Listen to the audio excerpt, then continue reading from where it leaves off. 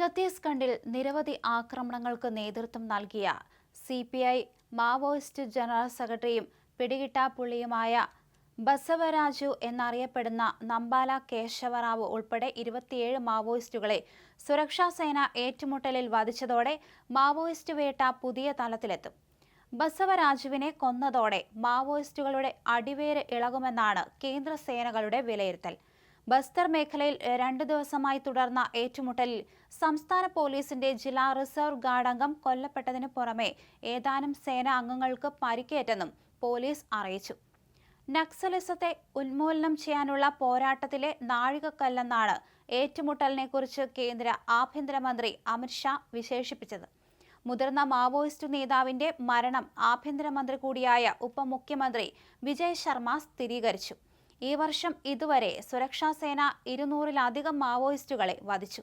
ബസ്തർ മേഖലയിൽ മാത്രം 183 പേരാണ് കൊല്ലപ്പെട്ടത്.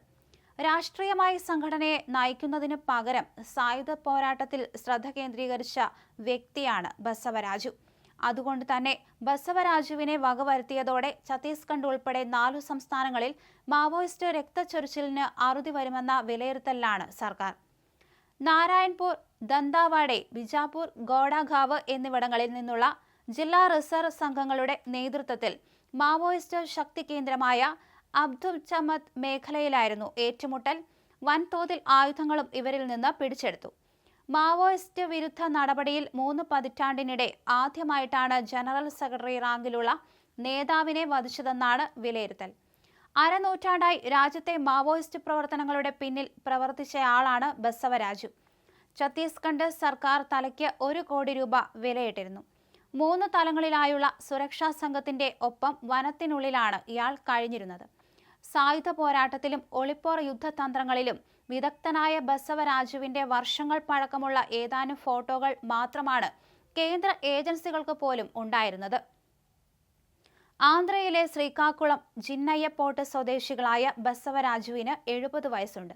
സ്കൂൾ അധ്യാപകന്റെ മകനായി ജനിച്ച ബസവരാജു വാറങ്കൽ RECയിൽ നിന്ന് ബിടെക് ബിരുദം നേടിയ ശേഷമാണ് മാവോയിസ്റ്റ് ആശയങ്ങളിലേക്ക് പൂർണ്ണമായും തിരിഞ്ഞത്. പ്രകാശ്, കൃഷ്ണ, വിജയ്, ഉമേഷ്, കാംലു എന്നീ പേരുകളിലും സംഘടനയ്ക്കുള്ളിൽ അറിയപ്പെടുന്നു. 2018-ൽ മുപ്പാല ലക്ഷ്മണറാവു എന്ന ഗണപതിയുടെ പകരക്കാരനായിട്ടാണ് CPI മാവോയിസ്റ്റ് സംഘടനയുടെ തലവനായത്. 2004 മുതൽ ജനറൽ സെക്രട്ടറിയായി തുടരുന്ന ഗണപതി ആരോഗ്യസ്ഥിതി മോശമായതിനെ തുടർന്നായിരുന്നു സ്ഥാനമൊഴിഞ്ഞത്. ഗണപതിയുടെ സുഹൃത്തും ആദ്യ ജനറൽ സെക്രട്ടറിയുമായ സീതാരാമയ്യയുടെ കീഴിലാണ് ബസവരാജു പരിശീലിച്ചത്. ബസവരാജു തലപ്പത്തെത്തിയതോടെ ഒട്ടേറെ ആക്രമണങ്ങളാണ് പോലീസിനും കേന്ദ്ര ഏജൻസികൾക്കും നേരെ നടന്നത്. 2010-ൽ 76 CRPF ജവാന്മാരുടെ ജീവൻ അപഹരിച്ച ദന്തേവാഡ ആക്രമണത്തിന്റെ സൂത്രധാരൻ ബസവരാജു ആയിരുന്നു. ബിജാപൂർ സുക്മ ജില്ലയിലെ വനമേഖലയിൽ കഴിഞ്ഞ ഏതാനും വർഷങ്ങളായി വ്യാപക തെരച്ചിൽ നടത്തിയിരുന്നുവെങ്കിലും ബസവരാജുവിനെ പിടികൂടാൻ സാധിച്ചിരുന്നില്ല. ഛത്തീസ്ഗഡ് സർക്കാരിന് പുറമെ ആന്ധ്രാപ്രദേശ്, മഹാരാഷ്ട്ര, തെലങ്കാന സർക്കാരുകളും ബസവരാജുവിനെക്കുറിച്ച് വിവരം നൽകുന്നവർക്ക് പാരിതോഷികം പ്രഖ്യാപിച്ചിരുന്നു. ആന്ധ്രാപ്രദേശിലെ ശ്രീകാക്കുളം ജില്ലയിലെ ജിയനാപേട്ട സ്വദേശിയായ നമ്പാല കേശവറാവു 1955-ലാണ് ജനിച്ചതെന്ന് രേഖകൾ സൂചിപ്പിക്കുന്നു. 80കളുടെ തുടക്കത്തിൽ വാറങ്കൽ റീജിയണൽ എഞ്ചിനീയറിംഗ് കോളേജിൽ പഠിക്കുമ്പോൾ ഇടതുപക്ഷ വിദ്യാർത്ഥി പ്രസ്ഥാനങ്ങളിലൂടെയാണ് രാഷ്ട്രീയ പ്രവേശം നേടിയത്. വിദ്യാർത്ഥിയായിരിക്കുമ്പോൾ ദേശീയതലത്തിൽ പേരെടുത്ത വോളിബോൾ കളിക്കാരനായിരുന്നു.